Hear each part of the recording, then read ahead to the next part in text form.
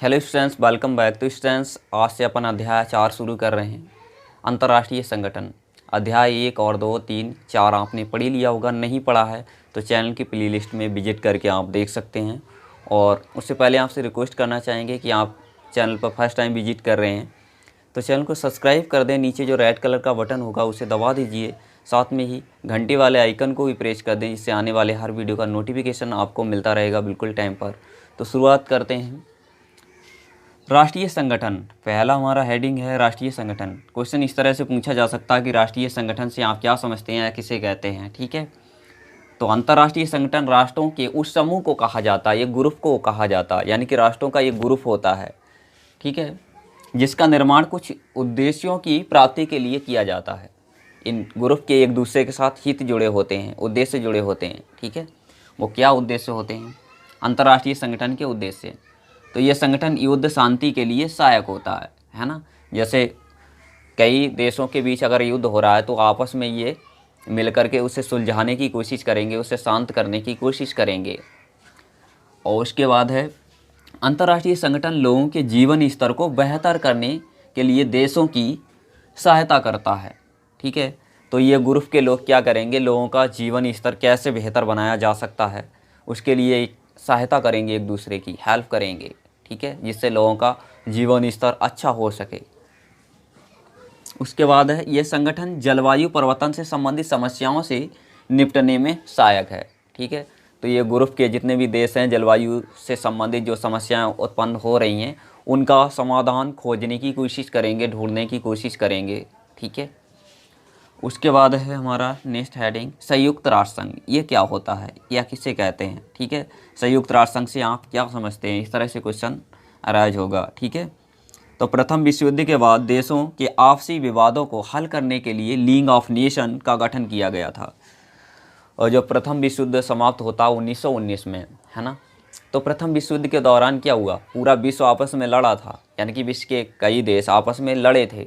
लड़ने के बाद इनमें आपसी विवाद हो गए थे, है ना, लड़ाई झगड़ा हो गया था। तो लड़ाई झगड़ा को, जो विवाद था उसे दूर करने के लिए एक संगठन बनाया गया था। सबसे पहले लीग ऑफ नेशन की स्थापना करी गई। तो ये लीग ऑफ नेशन क्या करता था, इनके जो आपसी मतभेद हैं उन्हें दूर करने की इसने कोशिश की। तो लेकिन ये कोशिश शुरुआत में तो सही लगभग गया था और इसके अच्छे परिणाम देखे, लेकिन जब द्वितीय विश्व युद्ध होता है तो ये उस द्वितीय विश्व युद्ध को रोक नहीं पाता है, यानी कि ये असफल हो जाता है। ठीक है, शुरुआती सफलता के बाद, यानी कि शुरुआत में तो ये सफल रहा थोड़ा बहुत, लेकिन बाद में संगठन द्वितीय विश्व युद्ध को रोकने में असफल रहा। द्वितीय विश्व युद्ध कब होता, 1939 से 45 तक चलता है, तो उसे ये रोक नहीं पाता ये संगठन। ठीक है, फिर क्या होता है, संयुक्त राष्ट्र संघ की स्थापना करनी पड़ेगी 1945 में। 1945 में जो दूसरा विश्व युद्ध था वो ख़त्म हो जाता है। ठीक है, लेकिन आपसी मतभेद अब भी चल रहे हैं। फिर क्या होता है, 1945 में द्वितीय विश्व युद्ध होने के बाद संयुक्त राष्ट्र संघ की स्थापना की गई। ठीक है, और इसमें 51 देशों ने संयुक्त राष्ट्र संघ के घोषणा पत्र पर सिग्नेचर या हस्ताक्षर किए। 51 देश इसमें शामिल हो गए कि हम आपसी मतभेद को दूर करेंगे और लड़ेंगे झगड़ेंगे नहीं, और अगर लड़ाई झगड़ा है उसे कम करने की कोशिश करेंगे, युद्ध को ख़त्म करने की कोशिश करेंगे, आपसी मतभेद वगैरह हैं उन्हें दूर करने की कोशिश। संयुक्त राष्ट्र संघ की स्थापना के उद्देश्य पढ़ेंगे अब। तो पहला उद्देश्य हमारा विभिन्न देशों के आपसी मतभेदों को दूर करना, यानी कि अनेक देशों के बीच जो मतभेद बने हुए थे, विवाद चल रहे थे, उनके लिए दूर करना, उद्देश्य नंबर 1। और दूसरा उद्देश्य था विश्व युद्ध जैसी समस्याओं को रोकना। जैसे विश्व युद्ध और द्वितीय विश्व युद्ध या प्रथम विश्व युद्ध के बारे में पढ़े थे, पूरा विश्व आपस में लड़ा था, तो ऐसी समस्याओं को रोकना भी इसका एक उद्देश्य था। और उसके बाद है नेक्स्ट, विश्व में सामाजिक आर्थिक विकास की संभावना को बढ़ाना। ठीक है, सभी मानव जाति का सम्मान करना, ये इसके उद्देश्य थे। उसके बाद हमारा काफ़ी महत्वपूर्ण है क्वेश्चन, संयुक्त राष्ट्र संघ के अंग कौन कौन से हैं। तो पहला अंग है हमारा सुरक्षा परिषद। तो सुरक्षा परिषद के कुल 15 सदस्य हैं। ठीक है, पूछा जाता है बहुविकल्पीय प्रश्न, सुरक्षा परिषद के कितने सदस्य हैं, तो 15 सदस्य हैं। और पूछा जाता है इसके स्थायी सदस्य कितने हैं, तो स्थायी सदस्य हैं 5। ठीक है, कौन कौन से हैं, तो स्थायी सदस्य 5 हैं, अमेरिका हो गया, चीन, फ्रांस, ब्रिटेन और रूस। ठीक है, तो ये 5 इसके स्थायी सदस्य हैं और अस्थायी सदस्य कितने हैं? 10। ठीक है, ये 2 साल के बाद बदलते रहते हैं। तो अस्थायी सदस्यों की संख्या 10 है, स्थायी सदस्यों की संख्या 5 है। ठीक है, और टोटल सदस्य कितने हैं? 15। उसके बाद है 5 स्थायी सदस्यों को वीटो पावर कहा जाता है। ठीक है, तो ये पूछा जाता है वीटो पावर क्या है, तो वीटो पावर यही 5 स्थायी सदस्य हैं, अमेरिका, चीन, फ्रांस, ब्रिटेन, रूस। ठीक है, सुरक्षा परिषद का उद्देश्य क्या है, तो अंतर्राष्ट्रीय शांति और सुरक्षा बनाए रखना इनका पहला उद्देश्य हो गया है। और दूसरा उद्देश्य है इसका अनिवार्य निर्णय को घोषित करने का अधिकार इसी के पास होता है। ठीक है, और ये टिक वाला क्वेश्चन पूछा जा सकता है, संयुक्त राष्ट्र संघ से संबंधित है। संयुक्त राष्ट्र संघ का मुख्यालय कहाँ स्थित है, तो विकल्प वाला क्वेश्चन पूछा जा सकता है। ठीक है, तो न्यूयॉर्क में स्थित है। संयुक्त राष्ट्र संघ का मुख्यालय न्यूयॉर्क में स्थित है, तो इसे भी माइंड कर लें अच्छे से। देखेंगे अंतर्राष्ट्रीय न्यायालय, तो अंतर्राष्ट्रीय न्यायालय का जो मुख्यालय है यानी कि जो कहाँ स्थित है, हेग में। ठीक है, हेग कहाँ है? नीदरलैंड में पड़ता है ये। ठीक है, तो ये बहुविकल्पीय प्रश्न में पूछा जा सकता है कि अंतर्राष्ट्रीय न्यायालय कहाँ स्थित है, तो हेग या नीदरलैंड मिल जाएगा ऑप्शन में। ठीक है, और इसमें न्यायाधीशों की संख्या 15 है। कई बार पूछा गया है कि अंतर्राष्ट्रीय न्यायालय में न्यायाधीशों की संख्या कितनी है, तो 15। याद रखेंगे इसे अच्छे से। और जो कि 9 वर्ष तक ये रह सकते हैं। न्यायाधीश कितने वर्ष तक रह सकते हैं? 9 वर्ष तक। तो अंतर्राष्ट्रीय न्यायालय में न्यायाधीशों का कार्यकाल कितने वर्ष के लिए होता है? 9 वर्ष के लिए। ये भी क्वेश्चन बहुविकल्पीय प्रश्न में कई बार पूछा जा चुका है। ठीक है, 1980 तक इसका प्रयोग बहुत कम हुआ, उसके बाद विकासशील देशों ने इसका प्रयोग करना शुरू कर दिया। विकासशील देश कौन से होते हैं? जैसे भारत हो गया, है ना, पाकिस्तान हो गया, नेपाल हो गया। विकासशील देश वो होते हैं जिनका विकास अभी पूरी तरह से नहीं हो पाया है। ठीक है, यानी कि वो विकास कर रहे हैं लगातार, लेकिन अभी पूर्ण रूप से विकास नहीं हो पाया। अमेरिका कैसा देश है? विकसित देश है, क्योंकि उसका पूर्ण विकास हो चुका है लगभग। ठीक है, तो सब इन 1980 तक तो इसका प्रयोग बहुत कम हुआ, उसके बाद विकासशील देशों ने इसका प्रयोग करना शुरू कर दिया। क्यों कर दिया? क्योंकि ये आपस में लड़ते झगड़ते रहते, तो इन्हें एक न्यायालय की ज़रूरत पड़ी, है ना, जहाँ ये अपने मुकदमा वगैरह डाल सकें।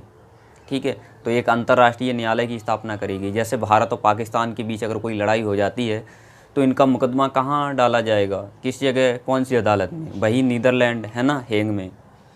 तो वो न्यायालय जो फैसला देगा वो दोनों को मानना पड़ेगा। ठीक है, जैसे भारत और पाकिस्तान में लड़ाई हो जाए या कोई विवाद हो जाए तो उसका मुकदमा जो भी पड़ता है तो वो नीदरलैंड में डाला जाता है। ठीक है, उसके बाद है अंतर्राष्ट्रीय न्यायालय के द्वारा अंतर्राष्ट्रीय विवादों का समाधान किया जाता है। अंतर्राष्ट्रीय विवाद यानी कि 2 देशों के बीच जो विवाद चल रहे हैं उसका फैसला कौन करेगा या निपटारा कौन करेगा? अंतर्राष्ट्रीय न्यायालय करेगा। ठीक है, जो कि नीदरलैंड में है, हेग में। हेग में है, हेग कहाँ है? नीदरलैंड में है। ठीक है, अब है हमारा नेक्स्ट महासभा। महासभा क्या है? एकमात्र ऐसी सभा जिसमें प्रत्येक देश को एक वोट हासिल है। यानी कि प्रत्येक जो महासभा होती है उसमें सभी देशों की मीटिंग होती है। ठीक है, और एक देश का एक व्यक्ति मतलब एक वोट वहाँ पड़ता है। ठीक है, एक व्यक्ति एक वोट कर सकता है, एक देश वोट कर सकता है वहाँ पे महासभा में। ठीक है, सभी देशों की एक मीटिंग होती है। ये सभी को समानता होती है, यानी कि सबको वहाँ समानता होती है। जैसे अमेरिका बहुत शक्तिशाली देश है और जैसे भूटान है वो बहुत ही गरीब देश है मान लीजिए। अब दोनों देश के प्रधानमंत्री या जो भी व्यक्ति वहाँ पे मौजूद रहेगा, लेकिन उस सभा में दोनों बराबर होंगे, ना कोई शक्तिशाली होगा ना ही कोई मतलब कमज़ोर होगा। ठीक है, दोनों की वो क्या होगी, और वोट की वैल्यू बराबर होगी, है ना, चाहे अमेरिका का कोई वोट करने आए वहाँ, चाहे भूटान का हो। ठीक है, लेकिन वोट की वैल्यू कैसी होगी? वहाँ पे बराबर होगी, कोई छोटा बड़ा नहीं होगा, यानी कि समान। ठीक है, उसी को बोलते हैं समानता। ठीक, सभी को समानता है। महासभा संयुक्त राष्ट्र संघ के घोषणा पत्र पे आने वाले समस्त विचारों पर विचार करती है। यानी कि जो घोषणा पत्र होगा उस पर जितने भी विचार आएंगे उन पे सब पे विचार करेगी, और इसका सम्मेलन हर वर्ष होता है। ठीक है, और ये क्या है? विवादों का मंच है। जैसे 2 देशों के बीच वाद विवाद चल रहे हैं तो महासभा में जाकर के अपनी अपनी बात सब रखते हैं, तो ये क्या है? विवादों का मंच है। ठीक है, उसके बाद है हमारी हेडिंग सचिवालय। सचिवालय क्या होता है? तो बाकी अंगों की यानी कि इनके अलावा जो बचे हुए तो बाकी अंगों की सूचना सचिवालय से प्राप्त होती हैं। ये सूचनाएं प्राप्त कहाँ से होंगी इन सब के लिए? सचिवालय से। सचिवालय सिर्फ सूचना एकत्र करने का काम करता है। इसका काम होता है उधर उधर से सूचनाओं को इकट्ठा करना, ठीक है। महासभा इसका नेतृत्व करती है। जो महासभा है वही इसका संचालन करती है, ठीक है। काम है इसका सूचना इकट्ठा करना, एकत्र करना। उसके बाद हमारी हेडिंग है आर्थिक और सामाजिक परिषद। ये क्या होती है? इसकी स्थापना हुई थी 1945 में। अच्छे से याद करोगे, आर्थिक और सामाजिक परिषद की स्थापना 1945 में। और इसके सदस्य देशों की संख्या कितनी है? 54 देश वर्तमान समय में इसमें शामिल हैं, ठीक है। सदस्य देश इसके हैं 54। और वर्ष में 2 बार इसकी बैठक होती है। अप्रैल में होती है न्यूयॉर्क में, ठीक है। वर्ष में 2 बार इसकी बैठक होती है, यानी मीटिंग होती है। अप्रैल में होती है न्यूयॉर्क में और जुलाई में जिनेवा, ठीक है। ठीक, इसका कार्य क्या? आर्थिक और सामाजिक, सांस्कृतिक, स्वास्थ्य आदि का समाधान करना, ठीक है। सामाजिक हो गया, आर्थिक हो गया, स्वास्थ्य से संबंधित मुद्दों का ये समाधान करती है। अब देखेंगे न्याय परिषद। न्याय परिषद क्या होता है? तो न्याय परिषद का मुख्य उद्देश्य द्वितीय विश्व युद्ध के दौरान पराजित देशों की संपत्ति को लौटाना, ठीक है। तो यानी कि द्वितीय विश्व युद्ध के दौरान जो देश हार गए थे, पराजित हो गए थे, उनकी स्थिति बहुत ज़्यादा ख़राब थी। तो उनकी स्थिति में सुधार लाने के लिए न्याय परिषद का निर्माण किया गया, ताकि उनकी जो स्थिति है वो अच्छी हो जाए और उनकी संपत्ति यानी कि जो जा चुकी थी, ठीक है, द्वितीय विश्व युद्ध के दौरान, उसे लौटाना, यानी कि उनकी स्थिति को अच्छा करना, ठीक करना, ठीक है। तो इन देशों की स्थिति में सुधार लाना इसका काम था। इसमें 11 देशों को रखा गया था, यानी कि जो बहुत ज़्यादा गरीब थे और जो हार गए थे द्वितीय विश्व युद्ध के दौरान, पराजित हो गए थे। तो इसमें 11वां देश था जिसका नाम था पलामद्वीप, ठीक है। उससे पहले मतलब ये 11 देश थे, 11वें नंबर पर यही आता है। सबसे बाद में इसे स्वतंत्रता मिलती है, आज़ादी मिलती है। सबसे बाद में ये आज़ाद होता है, ठीक है, 11 में से, जिसका नाम था पलामद्वीप। तो 1996 में अमेरिका द्वारा शासित पलामद्वीप की स्वतंत्रता के बाद इसका काम समाप्त हो गया, ठीक है। यानी कि सबसे बाद में जो पलामद्वीप है वो भी आज़ाद हो जाता है। एक एक करके इनकी स्थिति में सुधार आ जाता है। 11वां देश होता है जिसका नाम होता है पलामद्वीप, वो अमेरिका द्वारा शासित होता है। अमेरिका उस पर कब्जा किए होता है, लेकिन 1996 में अमेरिका उसे आज़ाद कर देता है। वो आज़ाद हो जाता है। तब क्या होता है? इस न्याय परिषद का काम ख़त्म हो जाता है। इसका काम क्या था? वो 11 देश थे, उन्हें आज़ादी दिलाना। वो आज़ाद हो गए, अब इसका काम ख़त्म हो गया, लेकिन इसे अब भी समाप्त नहीं किया गया है, ठीक है। लेकिन अभी जो चल रहा है न्याय परिषद, तो इस वीडियो में अपने इस चैप्टर के सारे महत्वपूर्ण क्वेश्चंस लगभग कवर कर लिए हैं। उम्मीद करते हैं ये वीडियो आपको पसंद आया होगा। पसंद आया तो एक बड़ा सा लाइक कर देना और अपने सभी दोस्तों के साथ इस वीडियो को शेयर ज़रूर करना। Thanks watching for video.